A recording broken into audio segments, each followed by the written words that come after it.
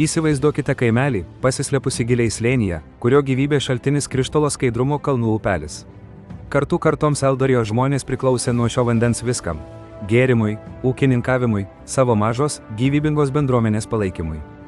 Bet kas kelis mėnesius, be jokio įspėjimo, upelis paslaptingai nusekdavo, palikdamas išdegintus laukus ir prislėgtas nuotaikas.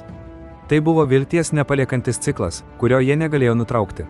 Problema nebuvo vienkartinė sausra, tai buvo pasikartojantis, gliuminantis reiškinys. Jie apžiūrėdavo krantus, keliaudavo prieš srovę, ieškodami matomų užtvankų nukritusių medžių, akmenų nuošliaužų, bet ko nors reikšmingo. Bet jie nieko nerasdavo.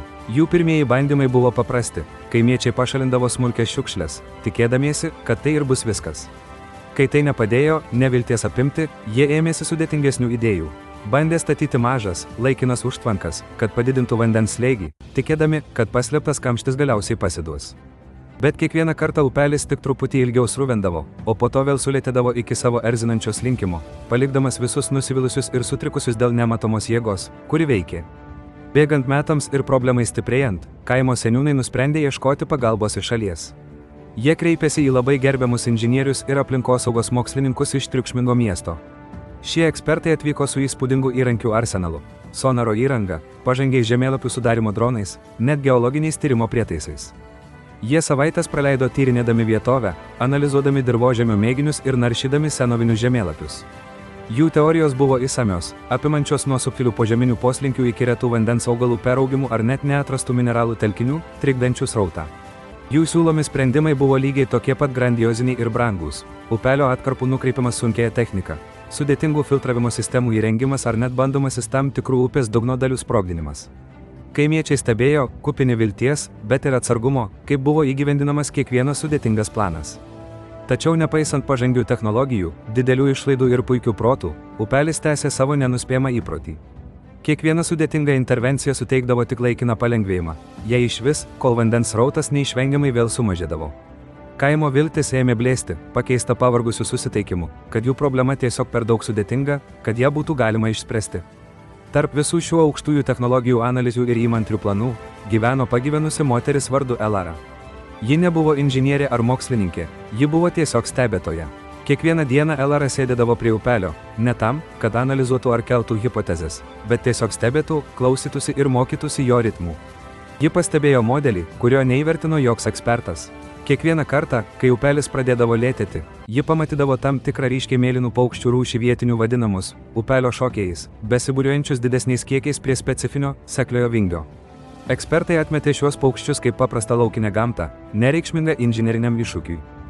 Bet Elara stebėjo, kaip jie lizdus suka, kaip neria žuvies, kaip subtiliai perkelia mažus akmenukus, kad sukurtų apsauginės seklės vietas savo jaunikliams. Gudrus posūkis pagaliau buvo atskleistas. Užtvanka nebuvo viena didelė kliūtis. Tai buvo šimtų šių mažų paukščių kumuliacinis, kolektyvinis ir visiškai natūralus aktyvumas, ilgainiui švelniai nukreipiantis vandens srautą tiek, kad atrodytų, jog pagrindinis kanalas yra užblokuotas pasroviui. Jos ne blokavo upelio, jos subtiliai, netyčia performuodavo jį savo lizdų poreikiams. Elaros sprendimas buvo stulbinančiai paprastas. Užuot kovojusi su gamta, ji pasiūlė pastatyti eilę mažų, seklių, dirbtinių lizdų tvenkinių šiek tiek atokiau nuo pagrindinio upelio. Šios naujos, saugios prieglaudos, sukurtos specialiai upelio šokėjams, patraukė paukščius nuo kritinės upelio vingio. Po kelių savaičių upelis vėl tekėjo laisvai ir nuolat, jo natūrali vaga buvo atkurta. Kaimas, apstulbęs, suprato, kad jie ieškojo kalno, kai atsakymas tebuvo sauja plunksnų. Eldorijos kaimas išmoko gilią, neįkainojamą pamoką. Ekspertai, su visais savo sudėtingais įrankiais ir painiomis teorijomis, buvo apakinti savo pačių prielaidų, ieškodami didelės, sudėtingos problemos. Jie per daug sudėtingino tai, kas iš esmės buvo paprasta ekologinė sąveika.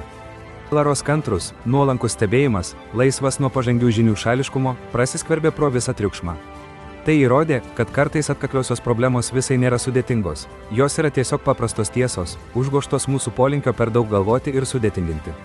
Sprendimas nebuvo rastas daugiau technologijų ar detalesnių planų pagalba, o mažiau įsikišimo, daugiau stebėjimo ir noro priimti paprastumą.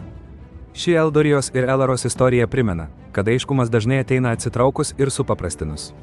Ar yra sričių jūsų gyvenime, kur galbūt per daug viską sudėtinginate, ieškodami įmantraus sprendimo, kai paprastesnis slypi po nosimi?